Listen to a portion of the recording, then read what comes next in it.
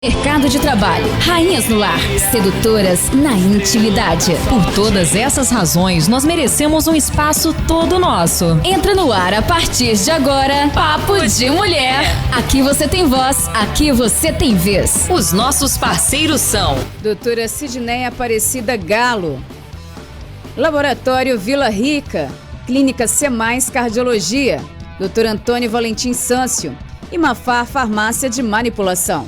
Dr. Rômulo Tavares, urologista. Terapeuta Angélica Jacó e Casa do Biscoito.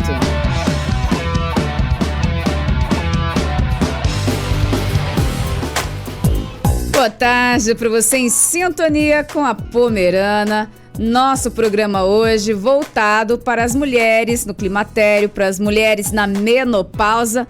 E todas vamos passar por isso. A menopausa, o assunto de hoje, com a ginecologista doutora Sidneia Aparecida Galo. Boa tarde, doutora. Mais uma vez, seja bem-vinda ao nosso programa. Boa tarde para você e boa tarde para todos os nossos ouvintes.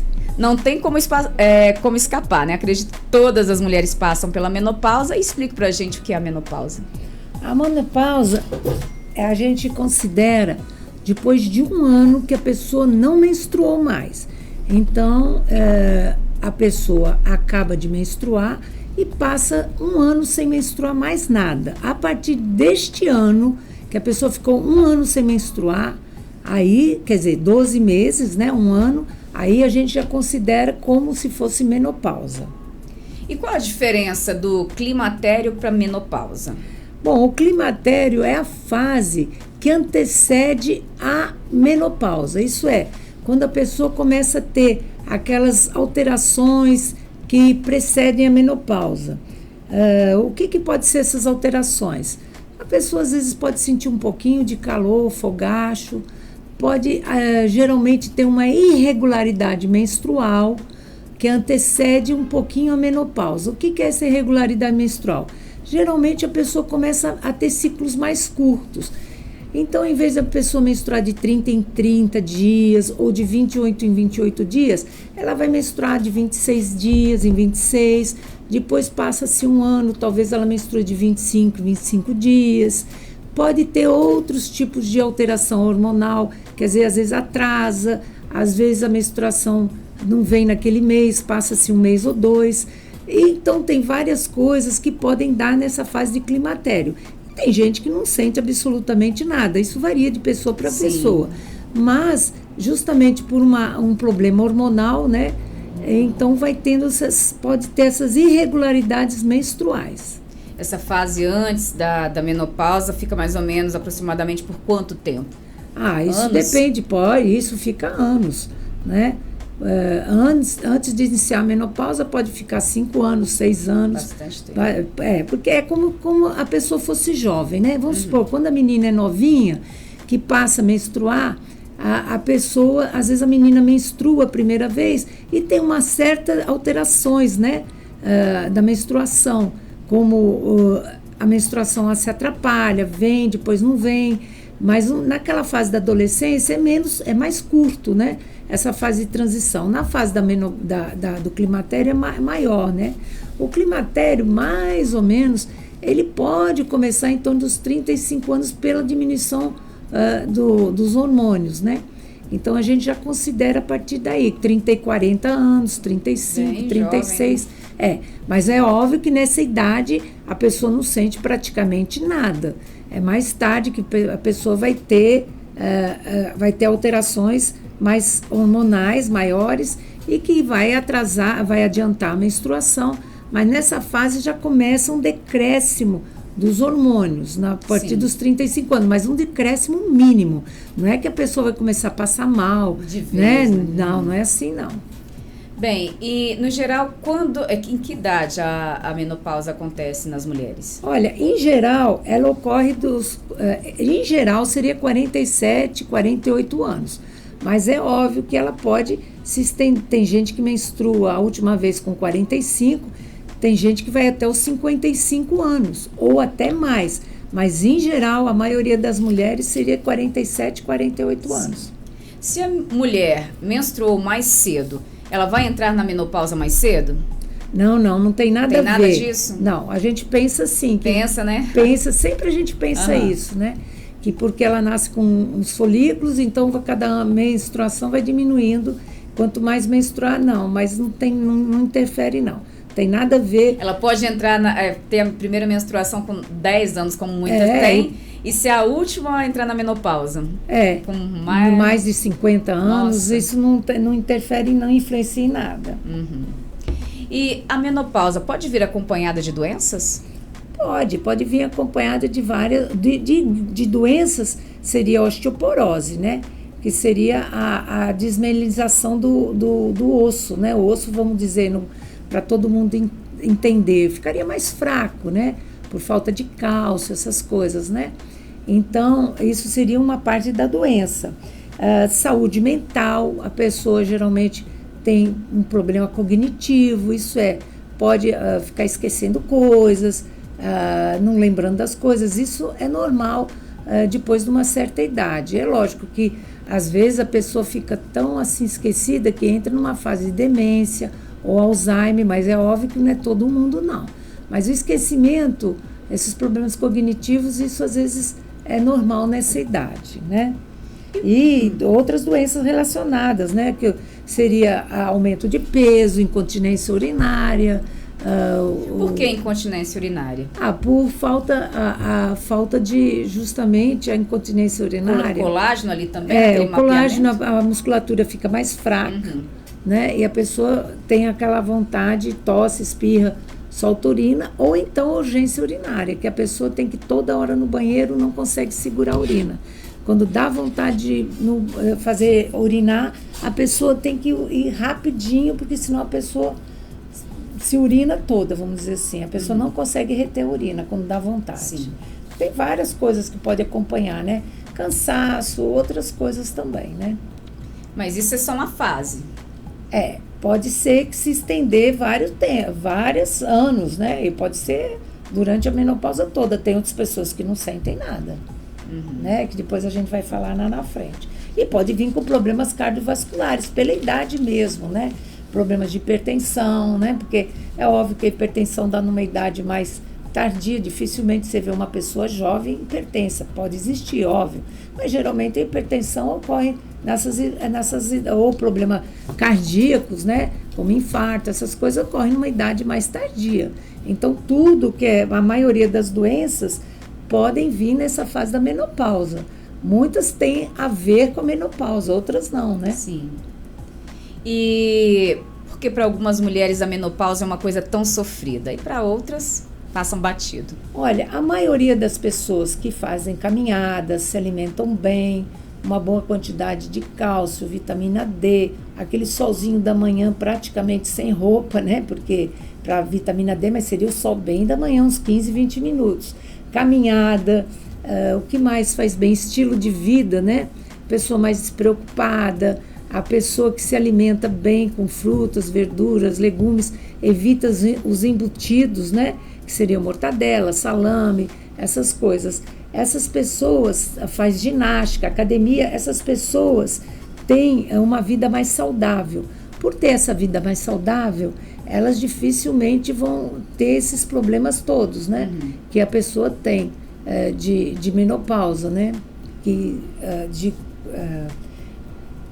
Mudando o estilo de vida, as pessoas, por exemplo, vou citar um exemplo.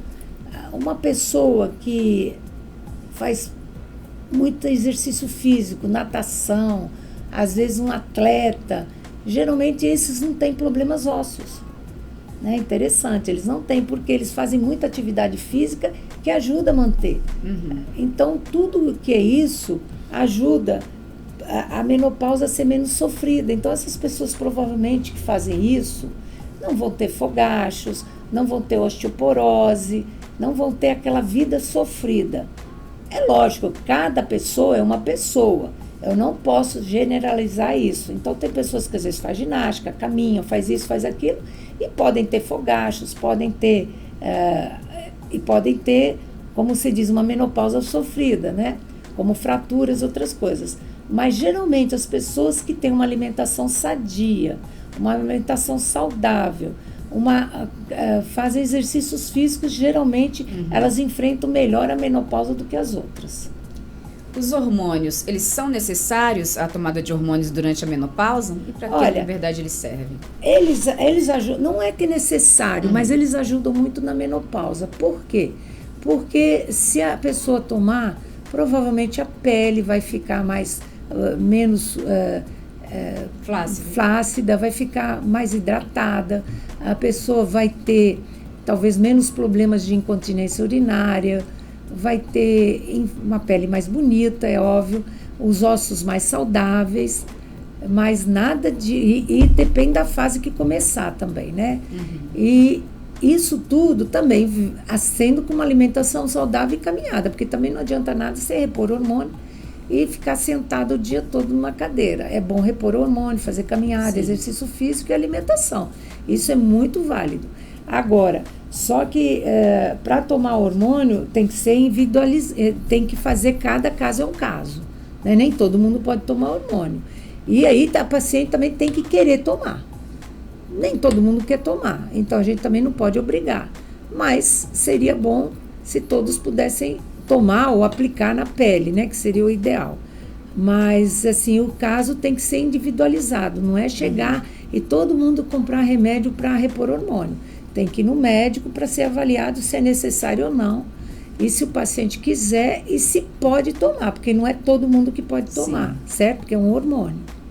Bem, e mesmo que tome o hormônio, ele vai ser, a pessoa vai tomar ele por muito tempo ou tem um limite de tempo para tomá-los? Não, pode tomar por muito tempo. Agora, só que para começar o hormônio, ele não pode ser tomado a qualquer momento, não. Ele tem que ser tomado até os 60 anos e tem que ser tomado 10 anos antes da menopausa, no mínimo. Se a pessoa começar, por exemplo, se a pessoa começar a tomar, pode ser tomado até 10 anos. Por exemplo, se a pessoa tiver mais de 10 anos de menopausa, aí também já não adianta muito, não. E se a pessoa tiver mais de 60 anos, também não deve tomar. Por quê? A pessoa que tem mais de 60 anos, os riscos do hormônio, de reposição hormonal, eles são... os malefícios são piores do que os benefícios. Então, o risco é maior. Então, nunca se deve passar a reposição hormonal, iniciar a reposição hormonal após os 60 anos.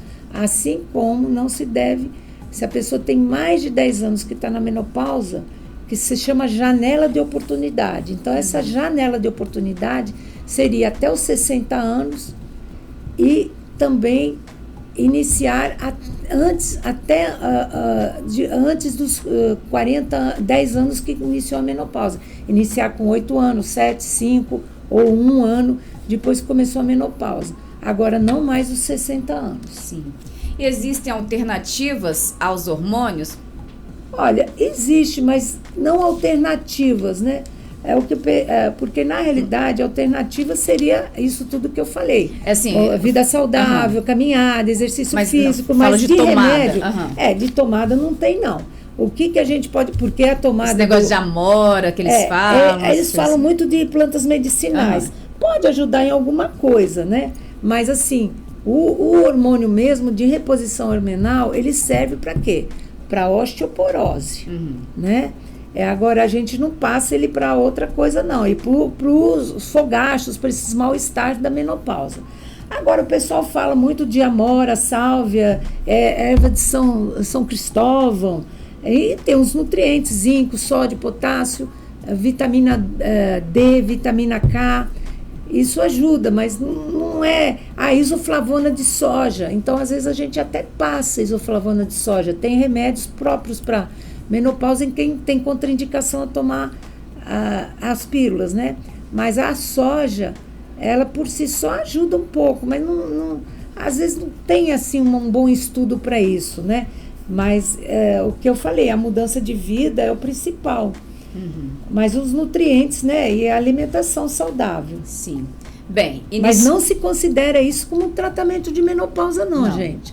Presta atenção, isso são remédios que talvez ajudem em alguma coisa. Às vezes é mais pelo pensamento, né? Isso aí. Mas não vai ajudar com a repor os hormônios. A reposição hormonal já o nome diz, é reposição de hormônio, para evitar aquelas coisas. Isso é uma coisa paliativa, uma coisa que não tem muito, não é para... Talvez só trata os sintomas, mas não repõe. Não. Bem, se a mulher iniciou ali no período certo, tomar os hormônios antes dos 60 anos, 10 anos antes da menopausa, quais os malefícios e os benefícios dos hormônios? Os benefícios são o fortalecimento, né, dos ossos, da pele, a melhora do libido, né, da vontade de ter relação, e risco de doenças cardiovasculares também melhoram, né? E a onda de calor, como eu falei, né? E isso tudo vai melhorar, mas nessa janela de oportunidade. Sim. E após a menopausa, é possível ter uma vida sexual ativa? Sim, pode. Agora, você perguntou dos riscos, né? Ah, sim, dos malefícios. Passando dos 60 anos, assim, se a gente entrar, pode até aumentar o risco cardiovascular. O câncer de mama é muito pouco que ele atua, mas isso daí é controverso, né? O derrame, trombose, e em caso de lúpus você não pode repor hormônio. Não pode. Não pode. Em trombose, nada disso. Uhum. Quem teve câncer de mama pode até repor, mas é um caso muito individualizado, conversando com o oncologista, que geralmente eles não permitem a reposição. Então, a gente passa para outras coisas, né? E, no geral, esses hormônios que são repostos são o estrogênio, progesterona e testosterona? A testosterona a gente pode repor quando tem perda de libido também. Ajuda um pouquinho, tá? Sim. E é possível ter uma vida sexual ativa após a menopausa, com ou sem tratamento? Ou sem reposição? Pode sim. Mas, geralmente, a gente tem que usar uma pomada local, porque quando a pessoa teve mais cesáreas, a tendência da vagina é atrofiar, fechar, e fica muito sensível. Então, a gente geralmente gosta de passar um creme vaginal, um hidratante com um creme. Porque esse creme vai aumentar a vascularização na vagina. Com isso, vai permitir ela ter uma relação menos dolorosa, mais saudável. E então, a gente sempre faz alguma coisa, mesmo que a pessoa não reponha hormônio via oral ou na pele. Eu também gosto de repor hormônio tópico, né? O gelzinho, vamos dizer assim, porque não tem passagem pelo fígado. Então, esses hormônios tópicos que a gente passa, eu considero um pouco melhor no sentido de evitar problemas, né? Porque eles não têm a passagem hepática. Então, eu prefiro usar quando a pessoa não toma nada, mesmo tomando um hormônio ou passando na pele um hormônio de menopausa, eu prefiro passar uma pomada vaginal, porque essa pomada hidrata, ela aumenta a vascularização da pele por dentro, né, da mucosa, na realidade, da mucosa vaginal, e com isso melhora com o decorrer dos meses, não no primeiro mês nem no segundo. Com o decorrer dos anos vai melhorando, dos meses vai melhorando essa atrofia, essa dor para ter relação. Mas é melhor não esperar, não, né, o problema chegar, logo, né? E quais os exames periódicos indicados nesta fase aí da menopausa? Olha, na fase da menopausa, eu gosto de pedir, ou até antes, né? A gente, no SUS, se pede depois dos 50 anos a mamografia. Eu gosto de pedir depois dos 40, porque tem 25% das mulheres que têm câncer de mama antes dos 50 anos, então muita mulher. Cada vez a gente vê mais. Então, né? a gente vê nessa fase, mamografia, o preventivo em si, que é o copo citológico, importante é a colonoscopia, que é o câncer de intestino, né? Então, a gente também pede de rotina, eu gosto de pedir. Infelizmente, é um exame caro, com um preparo meio assim, chatinho, mas não é tão mas chato tem que fazer. assim, né? Pode ser feito um eletrocardiograma, é óbvio que tem que ir no cardiologista nessa idade, mesmo não tendo nada. É um check-up cardiológico, né? Porque a gente tem que ressaltar que a maior parte de mortes não é nem pelo câncer, nem nada disso. É por infarto, é por problemas cardiovasculares, hipertensão e outras doenças cardíacas afins. Então, um exame cardiológico é sempre bom fazer, mesmo a pessoa estando sem sentir nada, com a pressão boa. Então é bom, ou fazer um eletro, né? Então, como eu falei, colonoscopia, eletro, exame das carótidas também. a gente pode fazer um Doppler de carótidas. Então, agora, nunca esquecer, o que a gente pede de rotina mesmo, preventivo, mamografia, colonoscopia. E quando a pessoa puder, às vezes, um cardiologista seria o ideal. Sim. E como ter saúde na menopausa, você já falou da alimentação. Sim. Alimentação, priorizar alimentos ricos em ômega, que é o salmão, azeite de oliva, né? Evitar gorduras, repor cálcio, né? Alimentos ricos em cálcio e a gordura saudável. A evitar alimentos industrializados, refrigerantes, cafeína, café, muito café. Tem gente que gosta de um cafezinho. Sim. E alimentos industrializados. E esses alimentos ricos em ômega 3, eles ajudam o sistema cardiovascular, né? Que é o que eu falei, né? O salmão, até a sardinha, né? É uma coisa tão barata e é um alimento muito bom. Mesmo sendo industrializada ou você está dizendo de preferência natura, é melhor, natura. Mas você vê, porque o salmão às vezes é caro, nem todo mundo gosta, nem todo mundo pode comprar. Agora uma sardinha, né? É um alimento tão barato, é difícil você achar uma sardinha, às vezes até em Vitória para comprar. Porque eles usam muita sardinha em pesca, né? Eles usam sardinha para pescar grandes peixes, né? Então, às vezes é difícil você achar sardinha, mas se acha.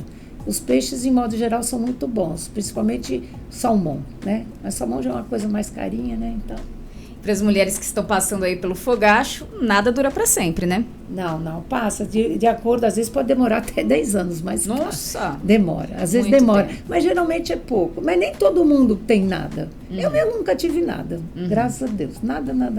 Cada um é diferente. Cada um, então, por isso que eu digo, cada pessoa... Se incomoda, procure um médico. Se incomoda, procure um médico, porque, inclusive, tem que fazer preventivo, usar essas pomadinhas vaginais para depois não ter dificuldade de ter relação sexual. E quiser repor hormônio, é uma boa ideia repor hormônio.